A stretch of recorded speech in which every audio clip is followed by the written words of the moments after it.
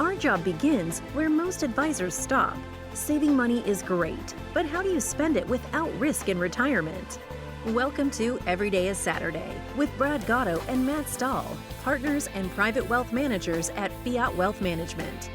In this podcast, we aim to broaden your knowledge about the financial world we live in today and make the boring and complex financial decisions fun, informative, and educational. Join us on this journey where Brad and Matt will explore different strategies on how to spend your money without guilt and have peace of mind knowing you are spending it the optimal way in retirement. Hello, everybody. Welcome back to Every Day is Saturday. My name is Matt Stahl. I'm a partner at Fiat Wealth Management. I'm here with my other partner, Brad Gotto, and I'm really excited about what we're going to talk about today. Good morning, Brad. or afternoon. How are you, man? Afternoon. Yeah, it's the afternoon. How are you, man? I'm good. How are you? I'm doing very well. Well, today we're going to be interviewing one of our very own, Juan Toran, and we're super excited about that. Before we get started, I want to hear what's new in your life, Brad. Well, today I thought it was the morning and it's the afternoon. So that gives a good indication. How your day it's is. a busy time of year here at Fiat. As of this recording period anyway, we're doing a lot of end of year tax planning and it's a lot of fun. It really is. Because unlike the CPA that gets to tell their client how much they owe in taxes, we get to teach people how to try to save money on taxes, but it is just very busy. So outside of that, kids, as we always talk about, it seems like a redundant topic here, but how about you? Same thing. We'll be talking about soon, just some of the, based on the different times of the year, some of the different things we consider from a business perspective, and both working with our clients and our team here as well. So super excited about some of those things and kids activities as well. We're excited for snow. My kids are chomping at the bit. So, well, overall, it sounds like you're just excited. Oh yeah, just excited as usual. Awesome. Well, I'm even more excited about our topic for today. So maybe for next episode, next podcast, we can look up a new word for you. I'm thrilled. I'm thrilled to talk with Juan. So we often internally, Juan is often referred to as the most interesting man or person in the world. And so I'm super excited to dig into his story. I don't know about you. Yeah, way to set him up for success. I know. There. Yeah. I gave him a heads up before we got on here. So all right, without further ado, let's introduce Juan. So Juan, how'd you end up here? That's a long story. Where do we start? Let's rewind a little bit back to I was born in Minneapolis, right? But both my parents are Spanish. And they were only going to be here for a week. I thought you said we were going to rewind a little bit, and then we went right to where you were born. It's all related. They were only going to be here for a year, and I was born during that year. It ended up turning into 15 years. So I have another two brothers that were born after me here in Minnesota. And we were here until the summer before I started high school, and then that's when they decided it was time to go back to Spain. So I have the U.S. equivalent to a master's in business. I got that when I was studying in Spain. So I went to high school and college in Spain, did a year in southern France, beautiful Rhone Alps region, city of Lyon. And after that, a year of internships, wrapped up my degree and came back to Minnesota. Dabbled around a few jobs. Can we pause for just a second? Because I know you grew up here, and I know, there's something to be said about home, right? But then you went to Spain, and then you were in the mountains in France, and then you came back to Minnesota. But why? I don't know. Childhood nostalgia, I guess, brought me back. I don't know. It's where I grew up. I came back, didn't know how long I was going to stay, and it's been 12 years, and here I am. So it was good. The most shocking part of moving back was after having spent a year snowboarding in the Alps, coming back and remembering, I learned how to snowboard at Highland Hills. I'm going to go back there and see what that's like. So as soon as snow stuck on the ground. I headed over to Highland, and as I'm approaching the parking lot, I'm wondering where's the hill. And then you have to actually walk through the chalet to actually see the hill on the other side. I was like, oh wow, this looked a lot bigger when I was a kid before I had seen what the Alps were like. The best part about it is that they actually have a ski lift. Don't know why. It doesn't take you very far, but there's a ski lift. That's kind of a joke, but those hills are small in comparison to what I was snowboarding over in Europe. And now they've become the norm again for me. So now they look huge. They're fantastic. So you moved back 12 years ago. Obviously you got to find a way to support yourself. What'd you do when you moved back? So I started working for a software consulting company, and I traveled around the world with this company doing training and consulting for video surveillance software products. It was a lot of fun. It was good, but in that process, I decided that I wanted to do something that I wanted to do since I was a kid, and just never really figured was a real goal. And I jumped into law enforcement. I became a cop with the ultimate goal of becoming a detective. So started on patrol as all or most law enforcement officers do. And after 5 years, became a detective. I was a financial crimes investigator. So worked with the Minnesota Financial Crimes Task Force. That was a lot of fun. And things were going great. I always had an eye on this career as my follow-up career. And I have varied interests. So Matt says the most interesting man on earth. I would hardly say so, but I do have a variety of interests. Varied interests that are, they're varied. Matt and I met in 2017, I want to say. That sounds right. Yes. And that is because of the varied interests that I have. One of them is yoga. So I became a registered yoga teacher in 2016. And the school that I got my certification through, that I went to school with, is owned by an old friend of Matt's. I believe she was a neighbor of yours, right? Years and years ago. Of Matt's own varied interests, he also owns a gym, and he was looking for yoga instructors at the time. So he reached out to his yogi friend, who put the two of us in touch. And I started working at that gym, teaching. I think I was teaching three classes a week or so for a while, and then I dropped it down. Yeah. Then I dropped it down to a couple classes, but that's how I got to know Matt, and that's how I got to know Fiat, and I got to know what Matt was doing, and became very interested in how things are just different here at Fiat. One thing led to another, and during the summer of 2020, I was getting ready to depart from my career in law enforcement. At the same time, Fiat was expanding. Everything seemed to align right, and that's how I ended up here. So just to make sure that the listeners understand, though, like at the same time you were a financial crimes detective, you were a yoga instructor. So I just want to make sure everybody understands, because how many financial crime detective yoga instructors do you know that also at the time, I believe, had a Harley, right? Yeah. Yes. Yes. And some other things. I have to tell my side of this, because my friend that introduced us, we were new owners of a gym, and it happens to be a CrossFit affiliated gym. So it's a functional fitness gym. And her description to me, it was something along the lines of like, you got to get a load of this guy. So, I mean, when we're out seeking yoga instructors, a certain image pops in your mind, and it is not someone cruising up on a Harley that is 6 foot. How tall are you? 6 foot? 6'6".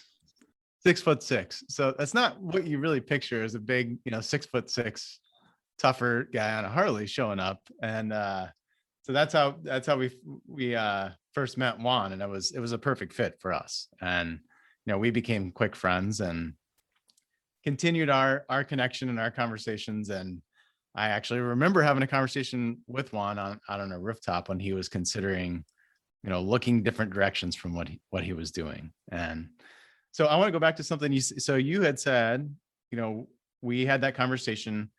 You said there was something, different. Like, what do you mean by that? So there's something different at Fiat. What felt different to you or felt like it made sense at that point? The overall approach that Fiat has to financial planning is different, right? I've spoken with other financial advisors in my life, and it always had no disrespect to any other advisors that are listening to this, but it always had kind of a crunchy feel to it. It was always very stuffy. These Crunchy. the That's suits, the ties, a good one. The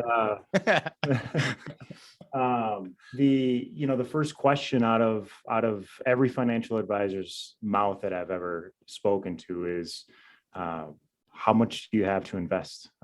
So it never felt personal, and money touches every aspect of life, so it's a very personal thing, and it was just different when I got to know you. And then a few weeks later, I asked you what you did for work, and you told me that you were a financial advisor. I was blown away. I was like, no way, tell me more. I remember he met you 2 weeks after he met you. He was like, you're a financial advisor?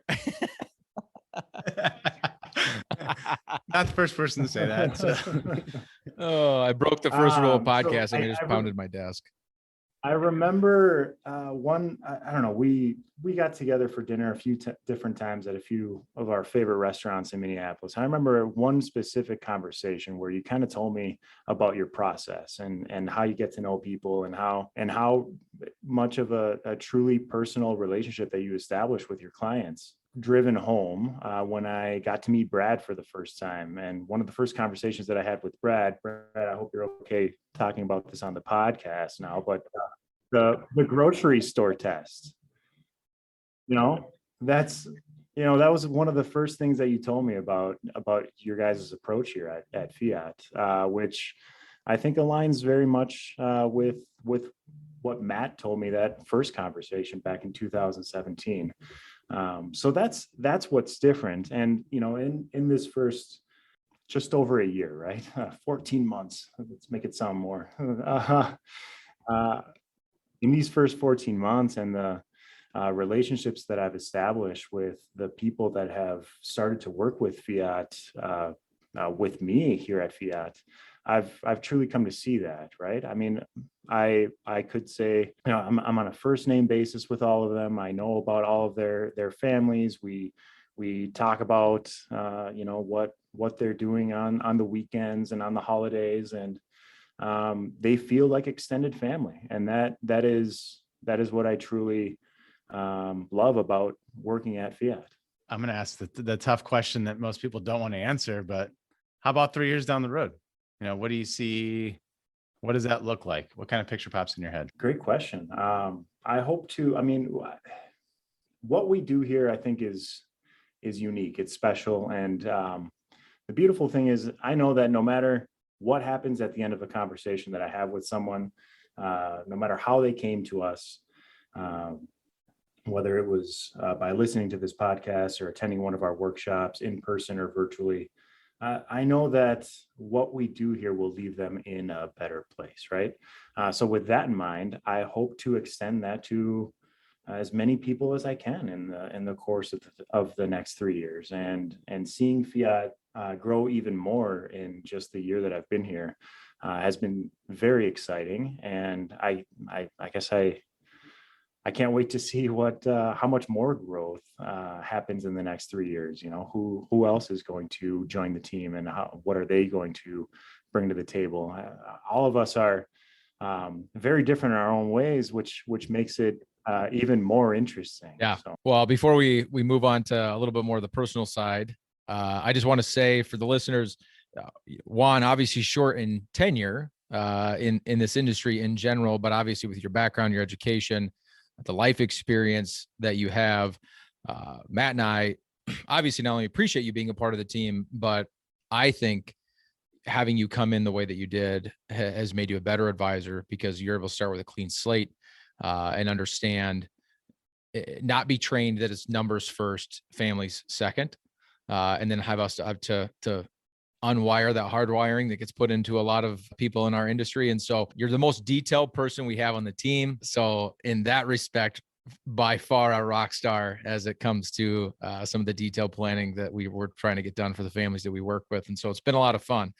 That said, for podcast purposes, I just want people to know Juan more as a person. So Matt and I are just going to kind of end our time together here by doing a little spitfire at you with some kind of fun questions. And so don't think too hard. Just answer these questions however you see fit or whatever comes top of mind. So I'll start with the first question. It's Friday night. You don't have any plans and you're trying to make plans. What are you doing? That's not terribly difficult. I will probably buy a thick steak and a bell pepper or some jalapeno peppers. I'll light up the Kamado grill that I have, and I will throw those babies on there, grill them, play some Spanish music, and eat them with either a glass of wine or beer. And that beer may be purchased or brewed by myself.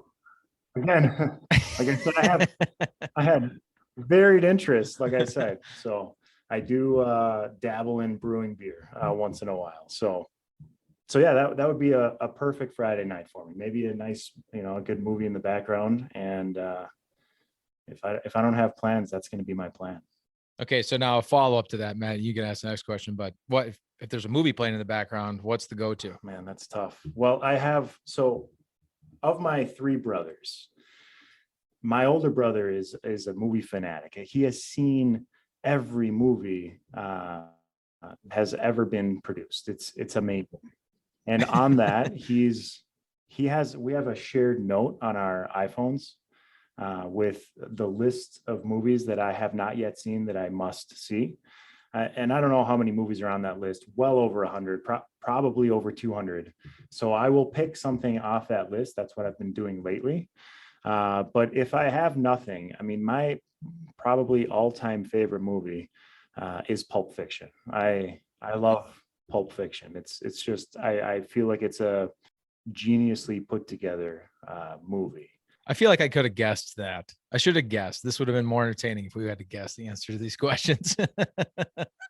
Yeah. All right. Question number 2. To give everyone some context here, every time we bring something up, it always seems that Juan had some job that was related to whatever topic we're talking about. So Juan, what is the most unique job you've ever had? That's a good question. I don't know. I feel like everything I've ever done has been unique in its own way. I would agree with that. I don't want to sound cliche, but how about working here at Fiat? And it's because quite frankly, like I said a few moments ago, money does touch every aspect of life. So I end up having the deepest conversations with the people that come to us, the families that we serve, and even those that just come for a consult and are looking to get a few questions answered and move on. We end up talking about, some of their deepest and most stressful things in life, because that's what's affected, by their finances, by their money and the decisions that they make around that. So I find that to be truly unique and very impactful. All right. Good answer. You still have a job. Other than your family, what do you miss most about Spain? All of them. I guess the culture around food. more specifically, after spending a decade living in Spain, I remember coming back to the US and feeling rushed. My first restaurant experience, got there and I felt like food was thrown in front of me way too quickly. And then I had the bill in front of my face, and 25 minutes later, I'm getting, ushered out of the restaurant, because, the restaurant business here is all about turning tables. And there's nothing wrong with that per se, but I wasn't used to that anymore. Food in Spain is an event. It's a culture. It's, when you get together with some friends to go out to eat, you'll reserve a table and it's your table for the night. And when I say for the night, I mean, you will be out to dinner for 2, 3, even 4 hours. And you'll see your server once in a while, but they're not in a rush and you're not in a rush. And it's all about the conversation, and it's all about who you're with. And it's an event.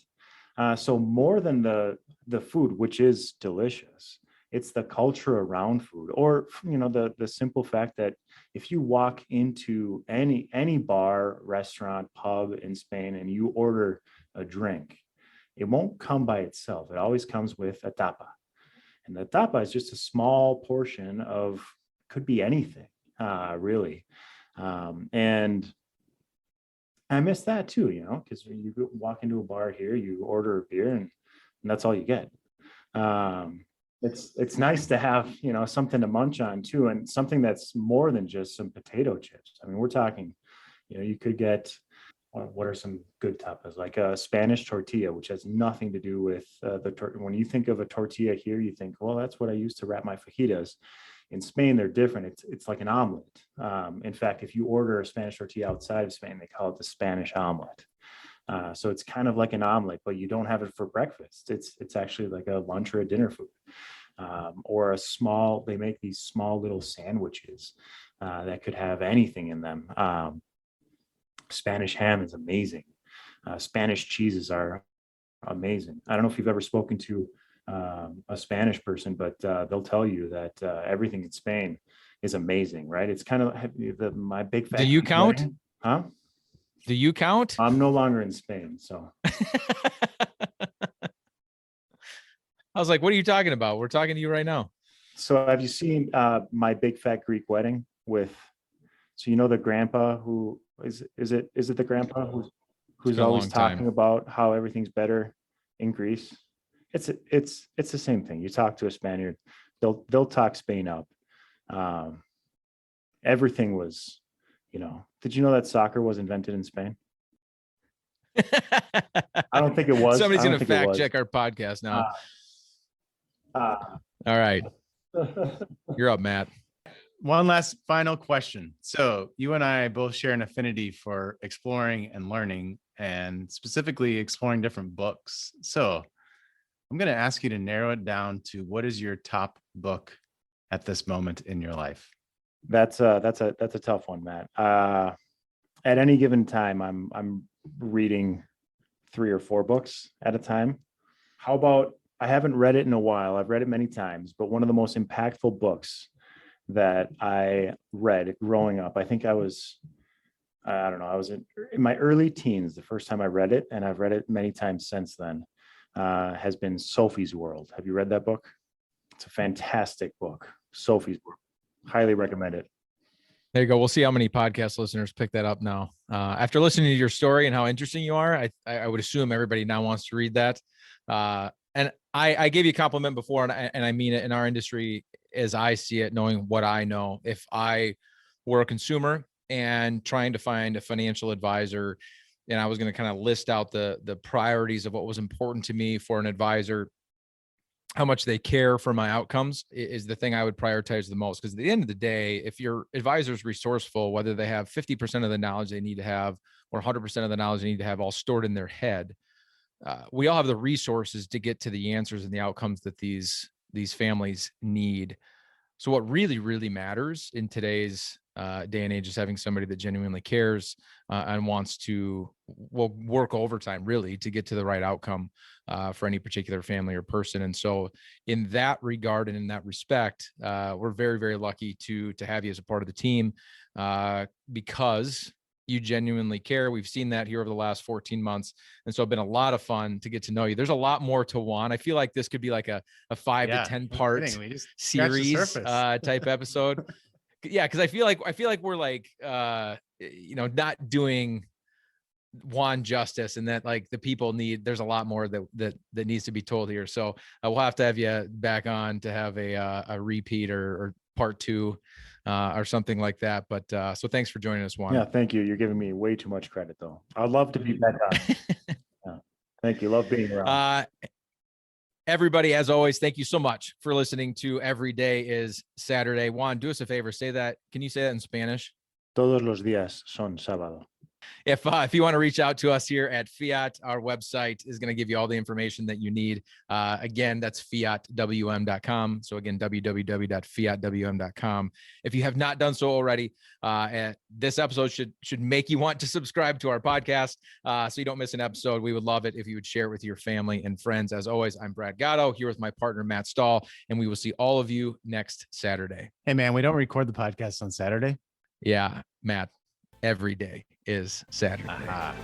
Thank you for listening to Every Day is Saturday. Click the subscribe button below to be notified when new episodes become available. The information covered and posted represents the views and opinions of the guest and does not necessarily represent the views or opinions of Fiat Wealth Management or Foundation's investment advisors. The content has been made available for informational and educational purposes only. The content is not intended to be a substitute for professional investing advice. Always seek the advice of your financial advisor or other qualified financial service provider with any questions you may have regarding your investment planning. Investment advisory services offered through Foundations Investment Advisors, LLC, an SEC registered investment advisor.